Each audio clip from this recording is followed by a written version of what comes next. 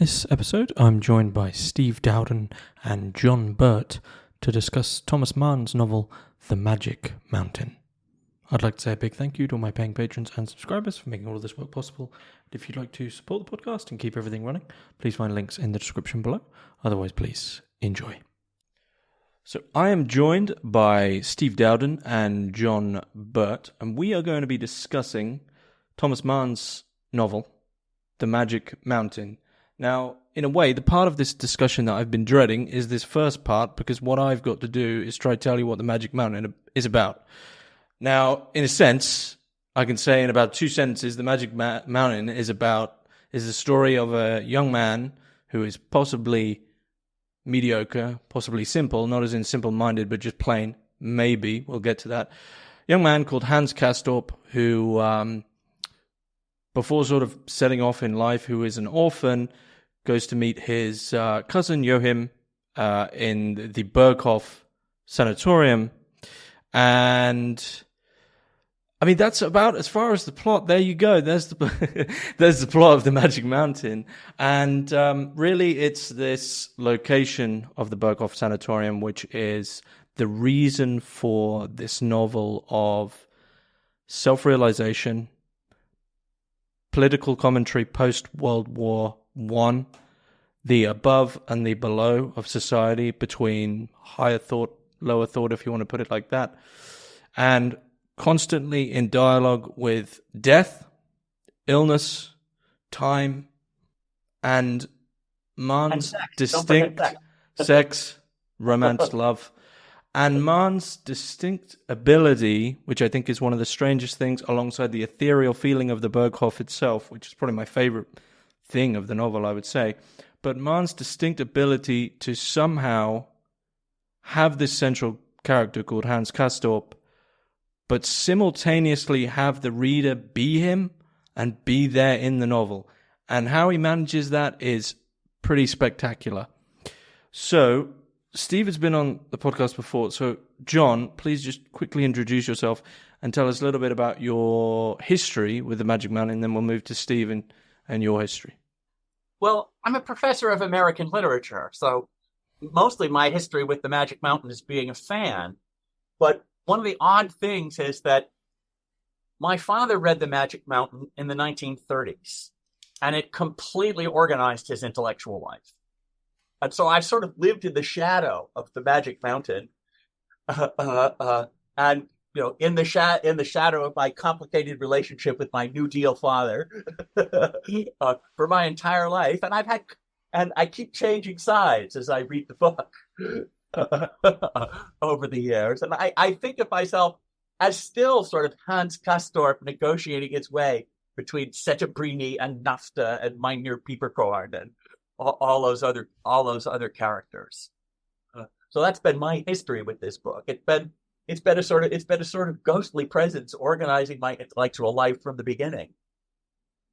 I like that. That's a good way of talking about what novels can do for you. They can organize your life in a lot of different ways, especially a big novel like this one. I have a sort of a checkered history with this novel. When I was a graduate student, I concentrated mostly on poetry.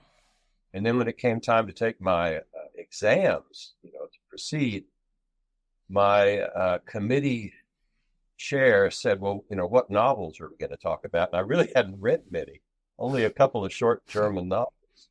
And he said, well, that's bad. That's really bad.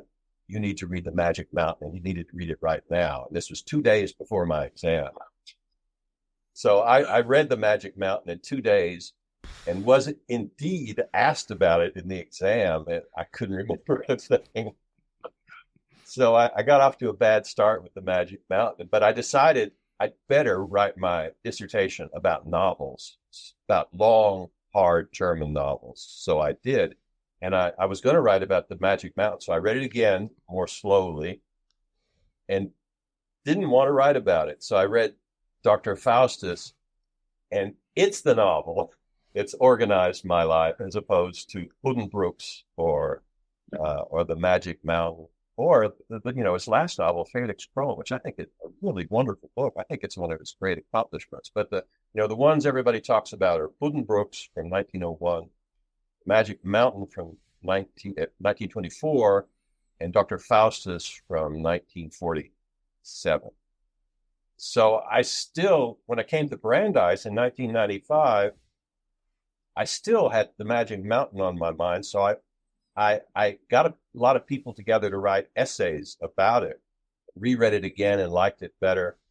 And now I've reread it again for this talk. And now I really like the book. I've gotten to where I like it finally after that very rocky start, reading it in both translations into English and in the German original. And it's a good book. I like the word you use for it, spectacular. The language and the different characters that he creates are all spectacular. It also brings about this question. I mean, it's interesting that you say Dr. Faustus is sort of your guiding book, shadow over your life, and John, you say the Magic Mountain is a shadow over your life. It makes me wonder. I mean, my only person that I would throw into the ring for this would be Cormac McCarthy. But when I read books like this, like Magic Mountain, Moby Dick would be another one. These greats of literature. Of course, it's retrospective. But I feel the same way I do about philosophy, which is, who's writing these anymore? I mean, Cormac McCarthy's gone now.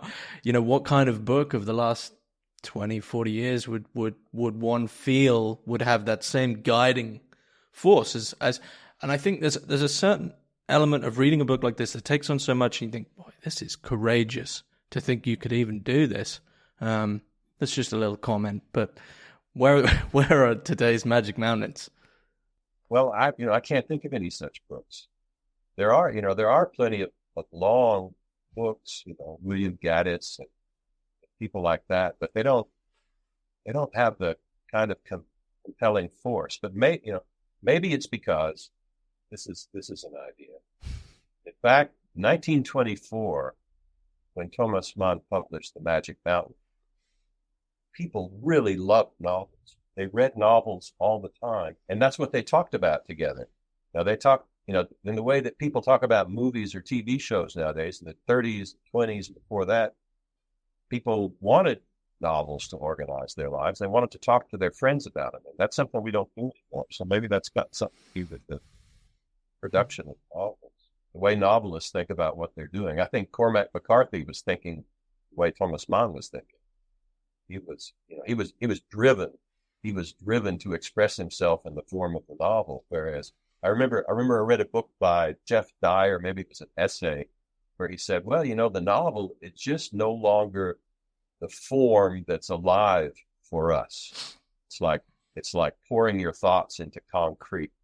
We need different forms. So I don't think that's true, because I think Cormac McCarthy proves that's not true.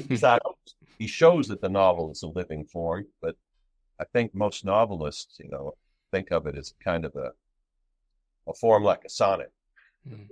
And, all of Mann's big novels are trying to articulate a big vision of what life as a whole is about. That's true. And that's, Joyce did that. Priest did that. Faulkner did that. But that kind of ambition is not an ambition that a novelist has anymore. The idea that I want to write a book that's going to include just about everything I could possibly cram into it, that a novel is going to have that kind of capacity. I mean, Moby Dick is that kind of thing. To do that, you have to be willing to write a book that's utterly unruly because it includes everything. And right. Editors aren't going to let you get away with that. They want you to have an arc. They want you to have to justify everything that happens. You can't just go take a flyer. Whereas I think that when Melville sat down to write Moby Dick, he often just sat down and said, well, what are we going to write about today?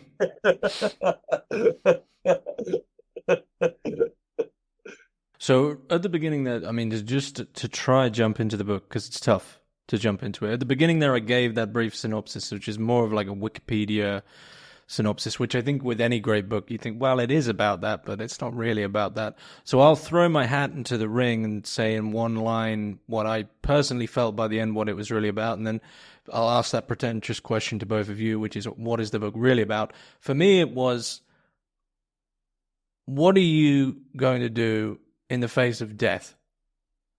There's a lot of other things going on, but the constantly lurking thing, and I don't mean even the event of death, being surrounded by death, being surrounded by people dying, going to this place where death is a fact that is ever present. That, for me, I guess, is as close as I could get to what the book's really about. How about yourselves, if you would say to someone was to ask you that? I would add that it's also about the threat of death to culture. That Mann is afraid, I think, of what is going to happen to culture after World War I. Because a certain ideal, what we might say, bourgeois democracy, progress, science, all the things Settembrini stands for, are things that don't feel completely credible. They didn't feel credible in Britain, they didn't feel credible in France, and they didn't feel credible in Germany. At the same time, most of the available alternatives are truly horrible. I think that Mann finds himself in this position where most of the ideals that I believed that I held don't seem to be working and don't seem to cash out. And no alternative ideal presents itself as thoroughly worthy of holding. And I think that one of the distinctive features of the Magic Mountain is that Mann never really makes up his mind what he believes in the course of his book. That every position is presented, I think, with a certain distance, a certain irony. I think the phrase is irony towards both sides. That whenever somebody says something, they're simultaneously kind of true and kind of ridiculous. I mean, that's especially true of Settembrini, but that's true of everybody else too. And that's particularly true of the ways the book is funny, because there's a continuous sort of gallows humor throughout the book. I think I was just talking with Steve about the woman who likes to make her pneumothorax whistle because it startles people. Or all of those moments when Castorp and his cousin are trying to console people in their last moments by doing nice things for them, bringing them flowers and things like that. Every single one, I think they go through that 5 times, and every one of them goes slightly wrong in a way that's kind of embarrassing, but incredibly interesting. You know, the guy they bring the flowers to, he wants to talk about the flower business the whole time. The first person they bring flowers to, their mother thinks they're trying to pretend to flirt with her so that she will accept death. And this mortifies them, but it's not totally wrong. What a fecund imagination he had. You know, he could just go on about anything, you know, and make it interesting. So what I think this novel about is basically the same as what John does. I'd put it this way: it's about disorientation. So he creates an, I guess, you know, people used to call him an anti-hero. He's intelligent. Hans Castorp is intelligent. He's very good at math, but he's also lazy and unambitious. So that's why he's, in German, the word is mittelmäßig. You know, he's sort of ordinary. Mediocre is probably a good translation from mittelmäßig, but it's not because he's not intelligent. He's intelligent, but he's certainly not an intellectual. And he's unripe and untried. So he's and he's an orphan, as James pointed out. I think that's really important because, like Hannah Arendt would say later, you know, tradition has been ruptured, and that's this is a novel that's set before the First World War, 1907 to 1914, but written after the First World War. And it's Thomas Mann trying to explore the question of what this tremendous rupture in Western culture might mean. It means that we no longer can find our way. So this is a novel about Hans Castorp taking up various possibilities, Fabia Chauchat, Settembrini, Nafta, everybody else who's offering him some kind of a line to follow, but in the end, doesn't follow him. He ends up face down in the mud. Or, the question about whether he lives at the end. Do you think he lives at the end of the novel? I think he does. You know, in the movie The Wind Rises, Castorp pops up later in life in Japan in the late 30s. Oh, me. I never saw the movie. I saw a little bit of it, just couldn't bear it. Well, the scenes where Castorp shows up are kind of interesting. At any rate, what I was about to say is when he starts the novel, he's very prim, very rigid, very fastidious. He's all upset when Claudia comes in to the dining hall and lets the door slam behind her. He's a German Bertie Wooster. Yeah, and he doesn't like her posture.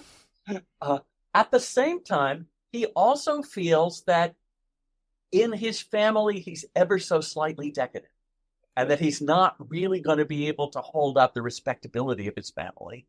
And he thinks the respectability of his family is just a trifle ridiculous and just a trifle has lost its vitality. I'm thinking of his relationship with it. Isn't the great uncle who has a tremor and controls his tremor by putting his chin down on his eye collar so nobody will see that he's trembling all the time? So he has a very uncomfortable relationship to bourgeois respectability. That also has to do with a uncomfortable relationship to the erotic life. Because remember, he has this incredible crush on a male classmate. Who, strange to say, has this Eastern name, right? There's something erotic about Easternness in this book, particularly about Slavicness, right? That's by Claudia, who seems to be both French and Russian at the same time. Both of the alternatives between Germany, which Germany is caught between. And Death in Venice, the erotic boy, is also Polish. Yeah. It's Polish. So there is an erotic charge to the East somehow. I think the idea there, I don't even want to call it idea, the experience there is that the erotic is always exotic. It's always out of wherever you are and out of whoever you are. And a trifle unrespectable. That's right. But at the same time, really alluring. I want to compare how Claudia Chochot is described to how Hetera Esmeralda is described. In Dr. Faustus. Because one of them is Claudia has TB. TB is a disease that takes a long time. TB is a disease that heightens your feelings. That's one of the symptoms of TB is a heightened emotional state. Makes you a little flushed. It's a state of being mildly aroused all the time. Your blood is up. Your blood is up, exactly. And it's a disease that is slowly working corruption while it is heightening your experiences. That's the whole shtick about TB. That's why it's romantic to die of TB and not romantic to die, say, of cholera. which is the disease in Buddenbrooks. Every novel has its special disease. Whereas Hetera Esmeralda has syphilis, a much more decadent disease, a disease that takes away your mental clarity, as TB does not. Also, Hetera Esmeralda is not articulate the way Claudia is. She doesn't represent a challenge that she can articulate to his way of living, whereas Claudia actually has these. Claudia, it's actually, that's how you pronounce that, isn't it? Claudia. You do with a little B in it. She does confront him and calls him the perfect bourgeois German. The surprise is she's kind of intrigued by him because she wants to brush him off as sort of a nobody. But she keeps getting more and more interested in him despite herself. And I think that the difference between her and, it's really the same challenge. This connection between love, deep knowledge, danger, and death that both women represent. But the difference is that Claudia gets to speak for herself as Hetera Esmeralda really doesn't. Also, the other difference is that Castorp is no great genius. Castorp is really a figure who's relatively close to the imagined reader of the book. A bourgeois who's a little ill at ease with their bourgeoisness.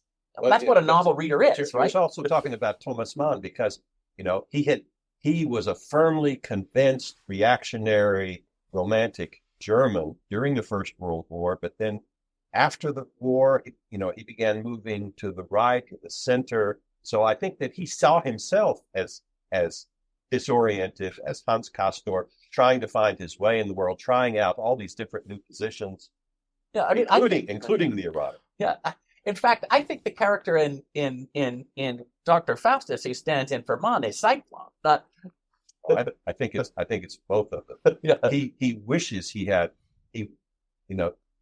Thomas Mann identified with Goethe. Goethe was a world genius, but Thomas Mann was a really good novelist, but he wasn't a world genius. So he creates this character, Leverkusen, who is a stand-in for him. It's who he wishes he were, and Cyclone is who he's afraid he is. I think that's right. And also, it's important that Mann is a writer who's very interested in how disorienting modernity is and sees modernity as a great crisis. But he is not himself a revolutionary. He writes a very traditional novel. He's not Joyce. He's not Proust. He's writing in what would seem to be a very old-fashioned realist form. But he's the guy who's wrestling with all these problems from a slightly outside position.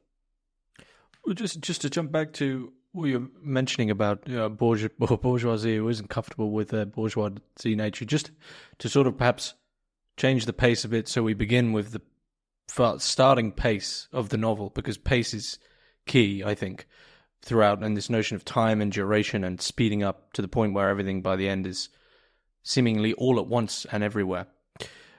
This notion, as you said, with bourgeoisie not happy with their bourgeoisie nature, at the beginning of the novel, this move up the, metaphorically and literally and realistically up the mountain, if one was to imagine that, it's a very romantic ideal to get away from something below, to go to this above place of that. As a bourgeoisie, you might think, oh yeah, this is I'm going to be with my people up here.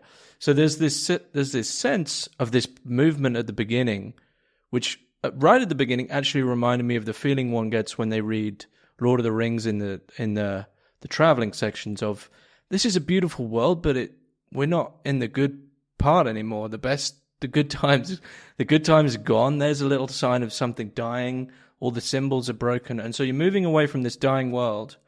And I think there's this romantic idea that you're going up to the Magic Mountain, but you get there and the Berghof has this feeling, but there's a subtle hostility there. So there's this constant sort of irony of you kind of got away from it all, but you didn't really, and everything's sick.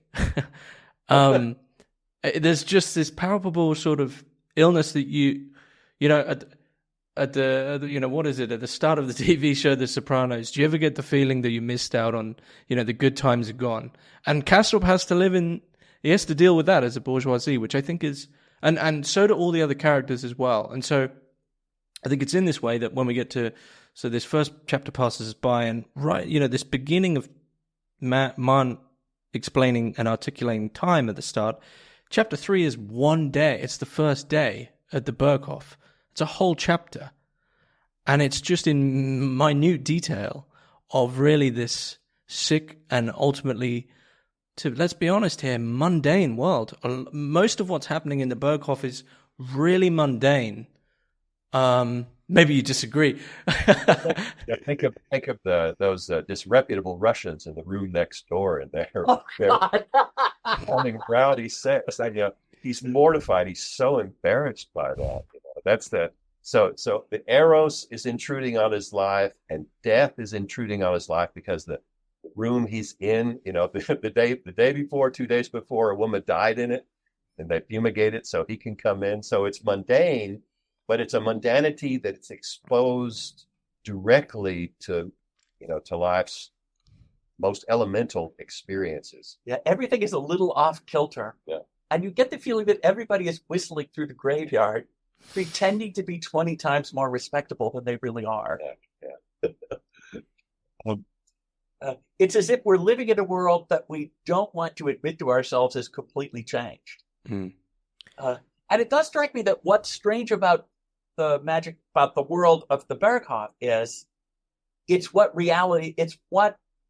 contemporary reality has already become. And it's where you have to understand how contemporary reality has been changed, which you can ignore on the lowlands. That it's where you have to face things. We were something you said at the very outset has been on my mind, James, about the theme of time, which I think is related to what we're talking about, because the Magic Mountain, when you go up the mountain, you sort of step out of time. You get time kind of gets lost. Now, one of the other things that Thomas Mann was always thinking about was, what is art for? What does it do? We were talking earlier about, the contemporary novel. So if you pick up, the Sunday New York Times book review, all the novels are about big, important themes, migration and race, and the novelist is there to make a statement. Thomas Mann is not here to make a statement. He's here to tell a story. But he's asking himself, in this world where we no longer know exactly who we are and what we're doing, what is the role of art? What is art for? Well, reading a novel like this is kind of like ascending the Magic Mountain. It takes you out of wherever you really are, but not quite. I just want to comment on that, because it's, the oft repeated saying about people who go traveling, right? Problem with traveling is you take yourself with you. And so you're going to take yourself into the Magic Mountain, the book and the story, whether you like it or not. And, I found myself, sorry to interrupt you, but just before we go too much further forward, because I've got two people here who've spent a lot of time with the book, and there was one symbol that I thought, why has he mentioned this? Why is this? And it doesn't appear much, but of all the things that Castor brings with him, ocean steamships. What's going on with this? It really talk about bringing yourself to the book, but it just stuck in my mind of, why does it? He brings it with him on the train, just this book called Ocean Steamships, which is just horrifically mundane and boring. And then when he's in the Berghof, there's a couple of times where he just sort of goes back to it and mentions it. What's going on with it? He never finishes that book. That's right. How boring can a book be? It's got to be the most boring book title that anyone ever thought of. And that's his mundane life, Condorp wants to be a boring person. He just can't succeed at it. So he's going to be a naval architect. It's like he brought his user guide with him to read. So it's his little lifeline. When he feels like things are getting too weird, he goes back to Ocean Steamships, because it connects him to what he thinks. What he thinks of is his real life, but such reality is an illusion and boring, just like Ocean Steamships is. What happens to you when you get to the Magic Mountain is you can't just visit there. You get changed in way. You start changing before you're even aware of it. He thinks he's got altitude sickness. He's really only 5,000 feet up. Right. He's where Denver is. That's not altitude sickness. But what's happening to him is the strangeness of the place is beginning, A, to give him TB, and B, to give him the willies. Yeah. And I think the idea is that it puts pressure on his identity, and puts him in a position of existential seriousness where he has to figure out where he really stands. And everybody is treating him as somebody whom they're going to tell what to think. That's right. Settembrini in particular. Not only Settembrini, but especially Settembrini, because, he's got an erotic attraction. Yeah, Settembrini is a fact. I hadn't realized how hilarious Settembrini is when I read this book as high school student. And also how at arm's length Castor holds him. He calls him an organ grinder. He calls him a windbag. And also, he doesn't make a very good case for his ideas. That's why he doesn't want him to get to know Castor, get to know Nasta very well, because he knows he can't win. So in the end, when it comes to the duel, he more or less reluctantly sides with Settembrini. Well, and also in that duel, Settembrini does the humane thing, which is he fires in the air. And Nasta, which is courageous too, because I thought that when I first read it, I thought Nasta was going to shoot him. Sure. I'm wondering, to American ears, Nasta would shoot him because Burr shot Hamilton. When Hamilton shot in the air, and Burt aimed at him and killed him. I wonder if Mann was aware of the Burr-Hamilton duel. I bet not.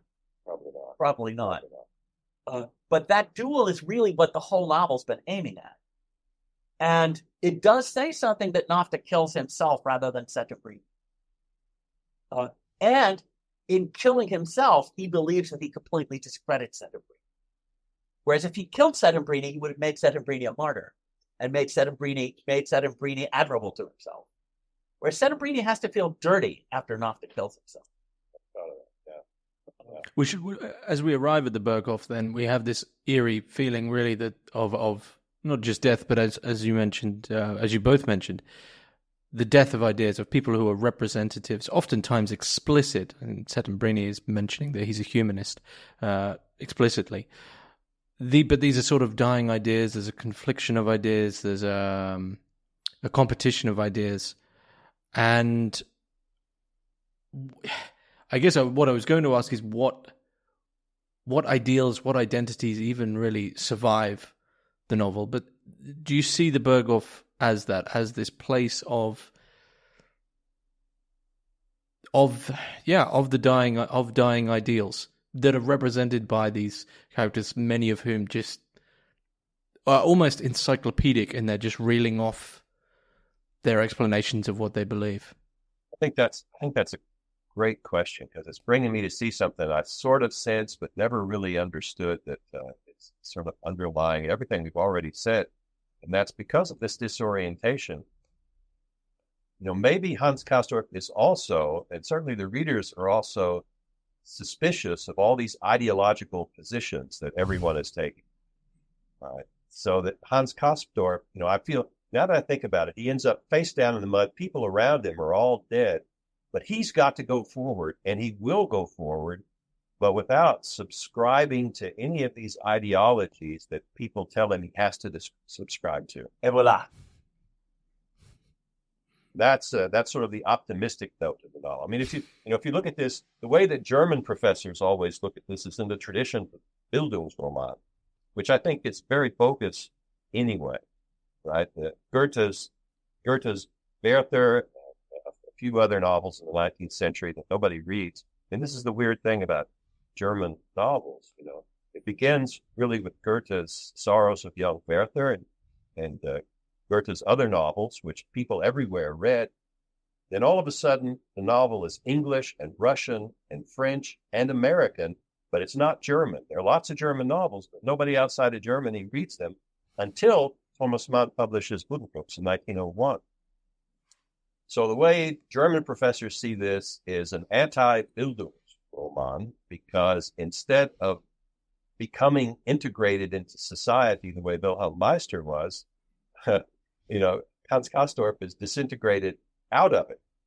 But I don't think that's negative. I think that's positive. Absolutely. It's the best thing. He burns through all the bullshit. That's right. That's right. And he survives, and we don't know what's going to become of him, but we feel like that with all this ideological stuff behind him, he stands a fighting chance.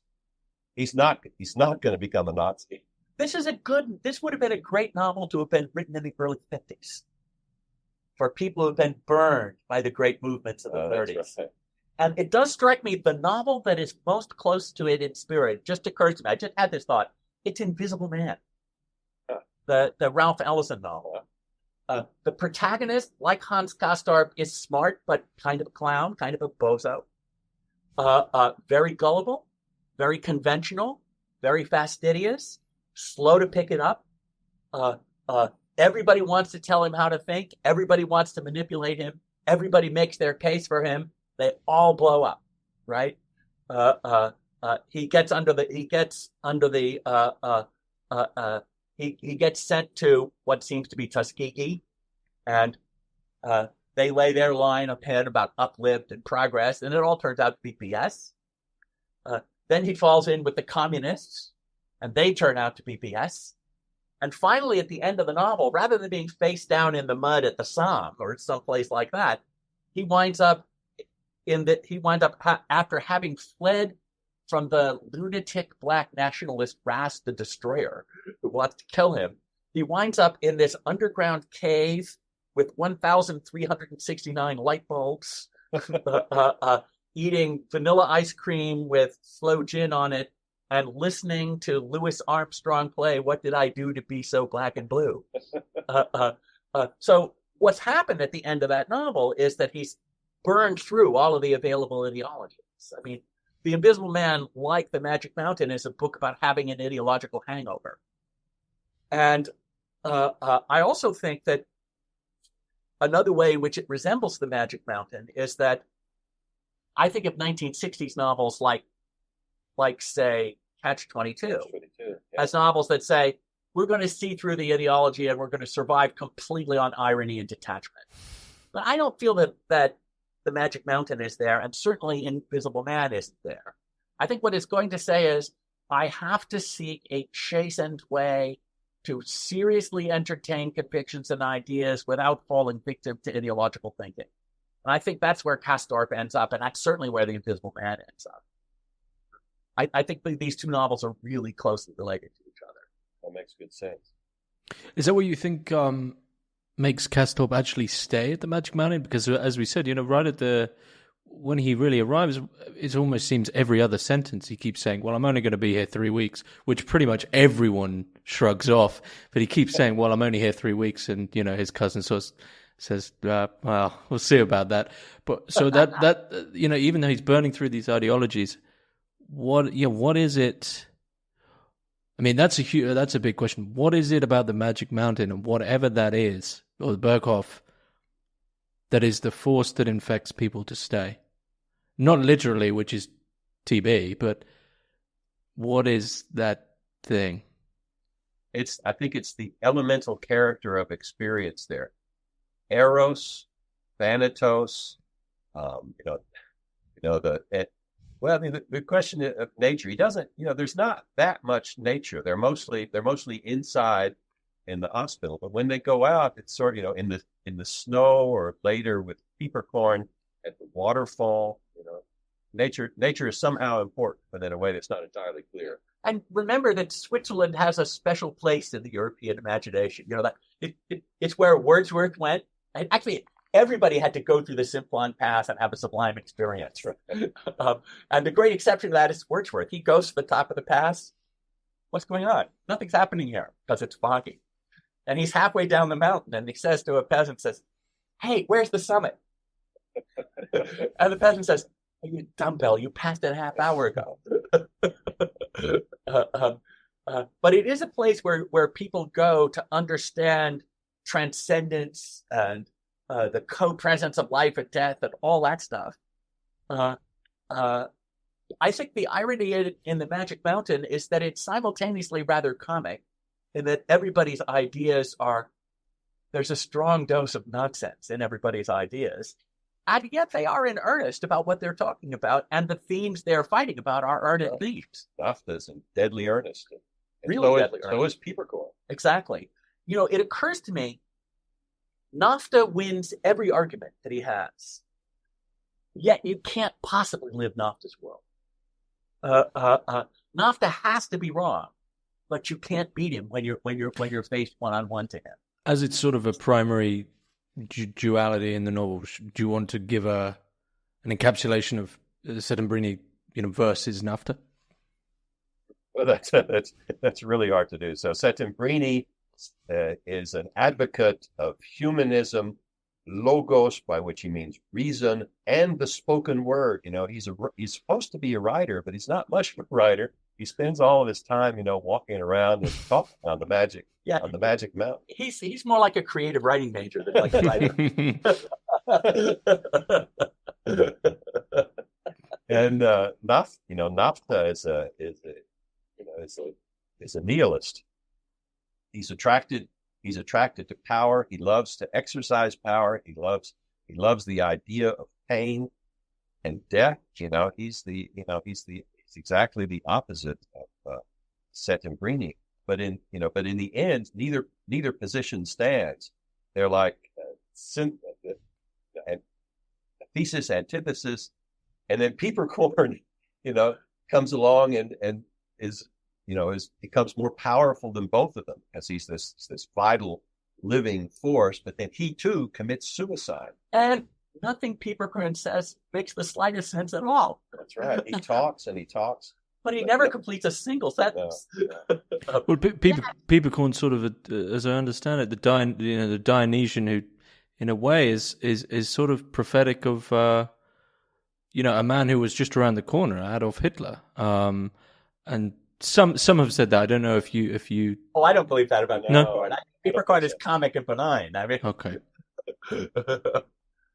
So he's full of life, and when that's gone, he's willing to kill himself. He's not interested in killing anybody else. Hitler was interested in killing everybody he possibly could. Piepercorn has nothing of that. Nafta is a figure simultaneously of the political far right and of the political far left. Like Nietzsche and like Carlyle. And the one thing that's in common to all of his ideas is a hostility to the Enlightenment, and a hostility to bourgeois politics, hostility to liberalism, a hostility to the idea of progress. All of the ideas that seem kind of worn out when Settembrini puts them forward. I have a question. Why on earth is Settembrini an Italian? Well, I can only guess at this. So part of the background of this novel is that during the First World War, Thomas Mann and his brother were at odds. So his brother was very identified with France and the rationalists' tradition of civilization. Thomas Mann said Germany stands for Kultur, and France and England and the United States, especially France, stands for Zivilisation, right? Civilization. And that's, for Thomas Mann, that's a bad thing because it's shallow. That sounds like warmed over Tolstoy to me. Yeah, well, it probably is. So anyway, for whatever reason, he shifts the identity of this Enlightenment figure from being a Frenchman to being an Italian, as he wants to get at the humanist roots. And I think maybe he doesn't want to identify against his brother as much as he did, because they become reconciled. That's certainly the French propaganda during the First World War too. We stand for Latin civilization, and the Germans are just the latter-day Huns, and it's the barbarian invasions again. I remember Fitzgerald refers to World War I as a reverse of the barbarian invasions. I remember referring to the barbarian invasion to a friend of mine in Germany. He said, "John, we call that the migration of peoples." So I guess that's why he's an Italian. That it has to do with the idea that there's something, as opposed to west of Germany, about enlightenment. And Germany represents authenticity, but also darkness, inwardness, mystery, transcendence, and openness to strangeness. All the things that Tolstoy says are Russian rather than German things. And it does strike me that that's the kind of fight you have in every modernizing society, right? Gandhi had the same fight with Nehru. For the ancient Greeks, Dionysus was from the East. Exactly. And also, that's the reason all these erotic but mystic Slavs do in this novel, that if Germany is the other to France's west, Russia is the super other to Germany. Or Poland, or actually Dagestan. That's where Glapia Choshad is from, who has, strange to say, she's simultaneously both Russian and French. Choshad means hot cat, right? Yeah, well, Choshad was a French machine gun in the First World War. Oh my God. Oh my God, I didn't know that. That's terrifying. Well, I want to get back to Piepercorn, because it is true that Piepercorn is kind of ridiculous, but it is hard not to love him. And one of the reasons it's hard not to love him is that he loves Castor. And Castor loves him. So let me say a word about this, because this is something that's always bothered me about the novel. So Claudia presents Hans Castor as sort of a present to him, right?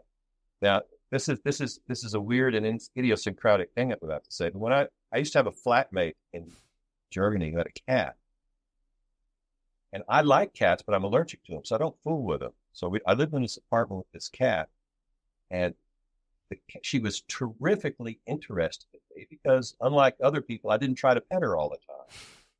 I didn't like that. Well, that's so she was always jumping in my lap, and what she really did, she would catch birds and bring them dead or alive and leave them on my pillow. That's sort of what Claudio Shoshana does with Hans Castor. She presents him to Pieperkorn as a kind of an offering. And then when Castor, rather than being jealous of Pieperkorn's attachment to Claudia, sort of gets invested in Pieperkorn and Claudia's affair, she's upset by that. She thinks that isn't what I introduced you to him to do. And also, it's fair to say Pieperkorn sees something in Castor. And it's something Castor doesn't see in Castor. And it's something deeper than what either Settembrini or Nafta see. Yeah. And I think you're right about that. And it seems to me it must be his power to survive. There's something, even though he's kind of a milksop, he's got a certain kind of vitality that only Pieperkorn can see, and that we're supposed to carry over to the end of the novel, expecting to survive. So my next question is, why on earth is he Dutch? Is it because to be Dutch is a way to be German without being German? I don't think so. I suppose it's just because he wanted someone who'd been living, in way in the far, far east as a European. Oh, yes, he's from Indonesia, isn't he? Well, that's where his business interests are. Right. So he has this, is it a poppy plantation? Yes. Yeah. Yes. Yeah. So it's the Dutch, who were figures such as Pieperkorn all over the world. So. Just to jump back, because the quote intrigues me, but I guess that this is all very in retrospect, as what many philosophers would now say, the failure of things such as the Enlightenment and Enlightenment values. Back to Settembrini and Nafta. There's this quote from Settembrini: animating spirit of criticism, and criticism is the beginning of progress and enlightenment. Is he not seeing his own fate with the death of Nafta? Is he not just seeing his own future? Because now I think post World War II and also post World War I with movements such as Dada, who really were honed in on that notion of I guess a sort of potent nihilism. That begins with critique, and there's a strangeness here of Settembrini saying that the Enlightenment begins with criticism, because criticism only ends in one place, which is ultimately nihilism, I would say, because you just end up in a loop. Is he seeing his future, do you think? Because all the characters seem, just to add to that, sorry, all the characters are very walled off. They have their ideals, and it's almost like they've been written just, and in, like, if it was a play, there would be something only the actor knows, right? Which is, you never will change your ideals, right? There's no sense that they ever will budge any ground on the fort of ideology they've been given. And yet Settembrini, I think he's staring criticism right in the face. He's going to stay up there forever. Settembrini, it's never going to amount to anything. Except he's really sick. Sooner or later, he has to die. So, I want to test that a little bit. I mean, Mann is writing at a period where Enlightenment, the dream of the Enlightenment, all of the stuff that Kant talks about in the essay, What is Enlightenment, are objects of ridicule. While Mann is writing this book, Heidegger is writing Being and Time, which essentially treats all of those Kantian ideas as explodable fictions. as exploded fictions, I should say. I don't think Mann is quite willing to go there. I think he wants to say they're in a bad way, they can't hold their own. But I'm not totally sure that anything else, however bad and exploded bourgeois liberalism is, I'm not sure that anything else is going to hold its own. I have to tell the funny story about my father's reading this book. My father read this book in the middle 30s. And of course, he was an American, enormous New Dealer. He read this book completely unaware that NAFTA was a figure of fun. And every time NAFTA spoke in the book, he put a star in the margin.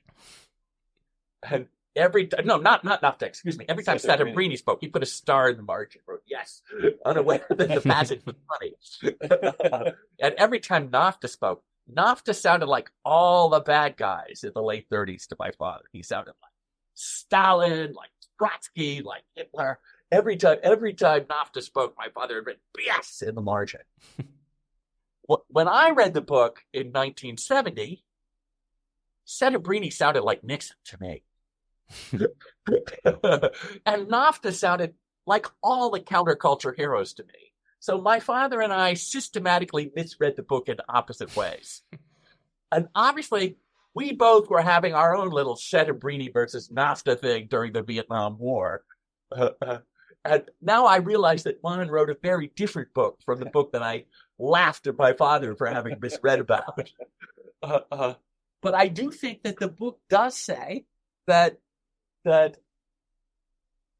bourgeois liberalism is ridiculous, but I don't really have an alternative that anybody can live with. And I think part of the unsettled quality of the book is all the bad guys have all the energy, but they can't possibly rule the world because the world they want is an unlivable world. Of course, Thomas Mann then became a New Dealer like your father when he came to the United States. He was a great admirer of Roosevelt.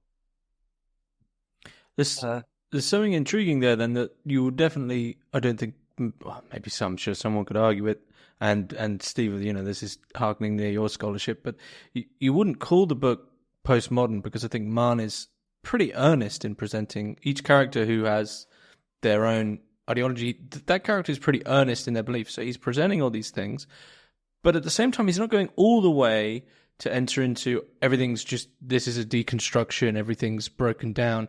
And so the question that stayed with me is, there is something beneath all these sort of singular ideologies, something bigger, something more, which of course is bolstered by very real things such as eros and death and illness and the fact we're all going to die and love. But what do you think Mann is holding on to? Because he doesn't descend, I don't think he descends into, like a gravity's rainbow, everything's falling apart. Exactly. It's not Gravity's Rainbow. It's not a postmodern book. It's not Catch-22. It is a book that sees through ideals but doesn't discard them. All the people he ridicules do have a point, right? Settembrini and NAFTA both have a point. It's not obvious how you're going to reconcile them. And Mann never figures out how to do it. That's why Kastorp winds up face down in the mud with, as I remember, De Leierman going through his head. That's right. No. It's De Lindenbaum. De Lindenbaum going through his head. But De Leierman would be a good choice. That's very like the ending of Invisible Man, which gives you all sorts of reason for ironic cynicism, but finally doesn't adopt it. And the last sentences of this book where he says, who knows but what might come out of this, that's very like the last sentence of Invisible Man, who knows but on the lower frequencies I speak for you. That's the last sentence. As far as my memory may have bundled it of Invisible Man. So I have a sort of a different take. I believe that postmodernism never happened. It was just variations of modernism. And this cynicism you're talking about, I think you could describe The Magic Mountain as a postmodernist novel, except it's not cynical. And I don't know what people call postmodernism. It's supposed to be always cynical. But this is a very complicated thing because Thomas Mann is way, way out of fashion in the academic world. And I think that doesn't really have that much to do with Thomas Mann. It has to do with internal academic politics. I think that, Thomas Mann was so important in the United States in the 1950s, 60s, and 70s, and was sort of rammed down the throats of graduate students in those days, that they reacted not against Thomas Mann so much as against the professors who were touting Thomas Mann. And then they took it out on Thomas Mann in the literature about how he's this old-fashioned modernist. He's old-fashioned, though, because he's not cynical? I don't think he's old-fashioned. No, but I'm saying he might be read as old-fashioned, because to say, these people actually believe this thing and we haven't entered into what Sloterdijk would call cynical logic, where we all think we're above it. This is a really complicated story, and I almost don't want to get into it because it would take up all the time. But Thomas Mann, after the Second World War, was presented as the good German. That's certainly how my father received it. Yeah. And I think that the embalmed spirit of German liberalism. and he had this position enforced on him because, like I said, this is a really long story. See, he could leave Germany because he made a lot of money during the Depression when all other Germans were starving, because he was famous and could go abroad and give lectures and be paid in foreign currency for those lectures. So Thomas Mann was living pretty well. And, it's a very difficult and complicated story about how he finally left. But he ends up in the United States. And then after the war, he's presented by lots and lots of professors in Germany and the United States as, the good German, because he's politically correct. But his political positions, he had to take them. There was really no choice, because of who he was. But he was not a great political thinker. A friend of mine called my attention to the letters between Hannah Arendt and Karl Jaspers, where they talk about Thomas Mann. They say, yeah, he was a great novelist, but I just wish the hell he'd shut up. His politics are just ridiculous. So, you can find these comments in their letters. So what really interests me about that is what they mean when they say, yeah, he was a great novelist. Because now, we want our novelists to make great political statements. But Thomas Mann doesn't do that. He doesn't make political statements in his novels. He's got speech after speech after speech in which he makes political statements, but he doesn't make the mistake of doing that in his novels. That's probably not a very popular position. That's where I stand on this. Well, I agree with you. And look at his very last novel. It's about, so he's always, throughout his career, he's very preoccupied with this question of what art is for, what art can do, what it can't do. And his two last important novels are Dr. Faustus, about this artist who achieves great creativity, but not really with the help of the devil, which is what most people think. It's once he breaks his agreement with the devil that creativity comes. His art comes out of love, not out of diabolical assistance. So that this begins, I think, with Dr. Faustus and the snow scene, which is all about the power of love. That's what Thomas Mann. The snow scene in The Magic Mountain. The Magic Mountain, yeah. Yeah. So he's not gonna yield to death. Instead, he's gonna let the power of love guide him. It's hard to do this without being kitschy. And I think the snow scene is kind of kitschy. But I think it's also important for understanding the rest of Thomas Mann's writing. There's an exact parallel to that scene in Women in Love. Is that right? Right, except the character dies. But our love scenes that we deem to be kitschy only kitschy because of contemporary cynicism around love scenes. So here's the deal with Thomas Mann. He writes Death in Venice. It's about this elderly writer, not even elderly. He's in his 50s, but he's presented as elderly because that was old then. Because he's become classical. That's right. And people read his books at school. That's right. And what that means is that as an artist, he's totally, totally dead.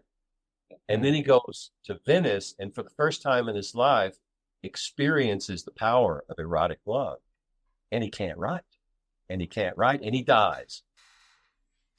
And for a long time, this is true in Tonio Kruger too. So Tonio Kruger, this is a really, really great story by Thomas Mann from first decade of the 20th century, is about how one becomes an artist. You become an artist by being a total outsider. You can't experience ordinary things because if you do, you lose your ironic, critical perspective. Irony and criticism are really important for Thomas Mann, and the artist has to be an outsider. And Tonio Kruger, not Tonio Kruger, but Hans Castorp is not an artist figure, so that's not so important in this novel, but he experiences the power of love. He doesn't marry Claudia Chauchat or anything like that. In fact, he never even makes it with her. I think they kiss, and that's about it. No, he gives her the pencil. Yeah, she gives him the pencil. He gives it back. Okay. And she gives him her X-ray. Yeah. He carries her X-ray around. But that is erotically consummated. But then she leaves, and that's it. Nothing really happens between them ever again. But with the magic, not the Magic Mountain, but the Leverkusen in Dr. Faustus, he is able to create art only when he experiences, this avuncular love with his nephew. That's when the power of creativity comes to him. And then Thomas Mann's very final book, the first of 3 volumes, is the only one that got written. It's all about an artist figure who can change identity and create things and go through life floating above. And there's also a Claudia Chauchat figure, of course, a prostitute, who teaches him the arts of love. Is this Felix Krull? Felix Krull, yeah. And then leaves her behind and, continues his life. And it's not clear where this was going to go, but it's sort of Thomas Mann's final word about the power of love and the power of art. It's interesting that somebody who wants to say the artist has to be an outsider was so not an outsider. Well, he was and he wasn't. Because, exactly. Yeah. He was gay and he knew this about himself, and he was very interested in sort of the position of being a homosexual and his culture and time and place. It made him feel like an outsider. On the other hand, he was married to this nice woman. He had 5 kids and was a total bourgeois in his dress and the habits of his life. So he was an insider and an outsider at the same time. Yes, that's what I was getting at. But in the end, he thinks an artist has to be an insider. An insider? Someone who can experience love. Who has a connection to life. And I think that begins with Hans Castorp. I think this connection to life. Whereas Tonio Kruger, is totally apart from all other ordinary experience. It's interesting you say that. You mentioned him earlier, actually, but William Gaddis argued that about why there's no good books anymore. He said because everyone learns to write in the university, so they don't actually have any experience of life. Yeah. And Susan Sontag, I think, said that too. That's why she steered clear of universities. Faulkner's connection with the university was that he was the postmaster. He was the postmaster at the University of Mississippi. And he was a really bad postmaster because he'd read all the magazines before he'd deliver them. And sometimes he'd just let the mail pile up, and when there was too much of it, he'd throw it all away. He was not a good postmaster. So a pretty open question, I guess, to sort of wind things down a bit, but where Castor possibly ends up somewhere clear, maybe. Depends how you want to read it. But where do we end up with the Magic Mountain? I guess on a few levels. Where does Castor end up? But also, is it optimistic? Is it pessimistic? Well, as of today, I really believe it's very optimistic, but I probably wouldn't have said that a few days ago. I think you might not have said that 90 minutes ago. What's changed for you to think it's optimistic? Well, in this conversations about books are wonderful. It's, the give and take, you can change your mind. And I think that Castorp now he's got a lot of intellectual experience behind him. He knows a lot about life's possibilities, but now he's open to all possibilities. He's ready, he's ready to face them, maybe even critically. Who knows? I think that it's positive too, but I think it's positive mostly because we don't know how it turns out. Because if we knew it turned out positively, we wouldn't believe it. And if we knew it turned out negatively, we'd say, aha. That's right. I think the best case that Mann can make is it's still an open question how this story ends. Since a positive ending would be unbelievable and a negative ending would be too bad to bear. What do you think, Jay? I wonder how much Castor matters at the end, because I think I'm mostly intrigued about how Mann manages to draw the reader in and have you feel as if something might have changed. But I think for me, it's tough because as I mentioned earlier, I know you don't agree with the term, Steve, but we'll use it. But postmodernism, we live in the supposedly postmodernist age with figures like Derrida and Zizek who are deconstructing sort of everything. And we live in this age where we begin from a position of cynicism, where everything's already doubted and nothing's really taken for earnest. And so somehow this book manages to insert a form of earnestness and sincerity back into the reader's life. I think that's probably an ending which is, I would say, optimistic, and probably the most courageous thing an intellectual can do today is just say, no, I believe this.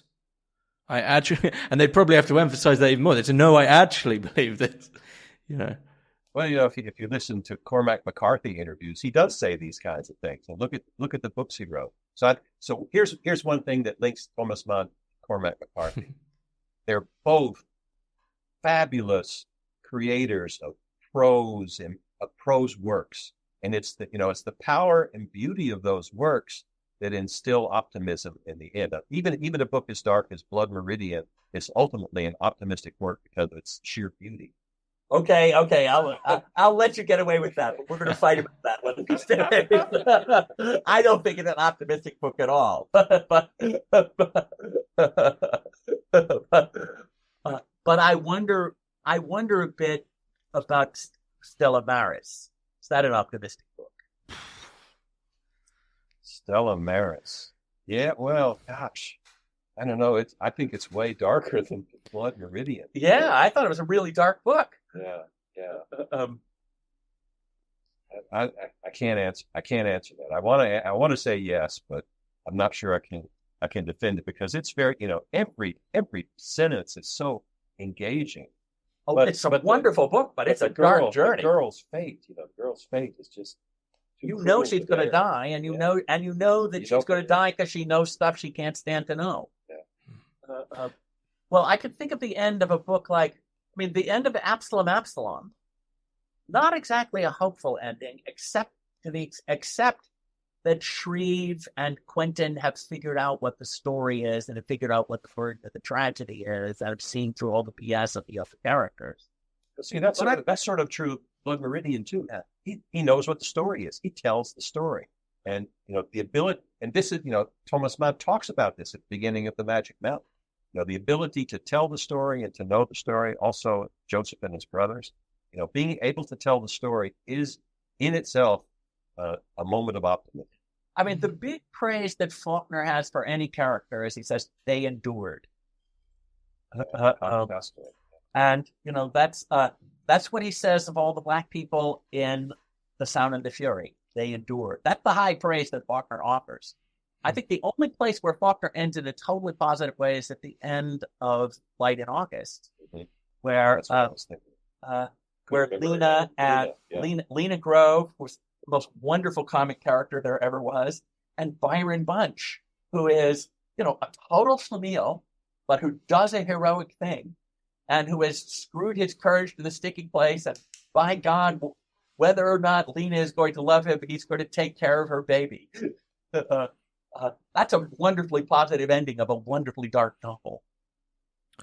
So we'll talk about Stella Maris after we finish recording, because I need to talk about it. But one, I guess maybe a final question, and then you could possibly, after I've asked this, give both your thoughts on maybe how to approach the novel. But Steve and John, is there any way you, as two sides of a discussion here, is there any way you both critically disagree about the Magic Mountain? between you? Well, Do I you used do you to have love a it and disagreement? you used to hate it, so that was Yeah. a disagreement.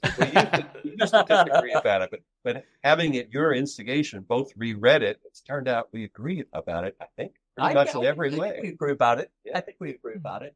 We're still fighting about Dr. Faustus, though. Okay. So how would you advise people to? It's tough to actually. It's an odd because a lot of novels you can say to people, guidance of, well, before you go in, don't expect this and approach it like this.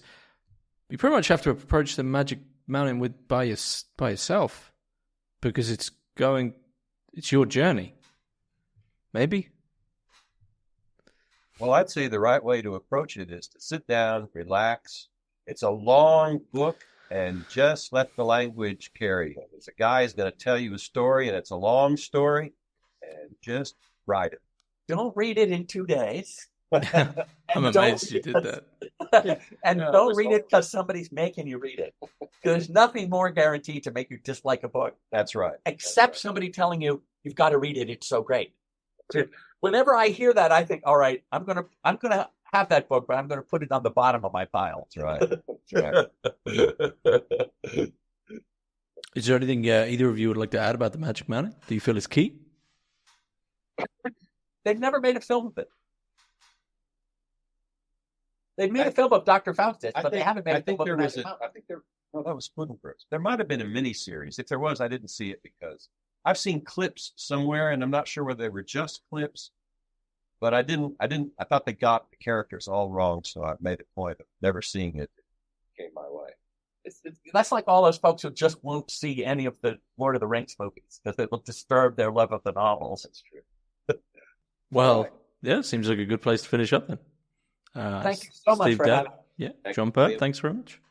And thank you for having me reread this novel again. As it really completely brought it back to life, and I see it in a totally different way from how I saw it before. Though I loved it from the beginning, and I always loved it.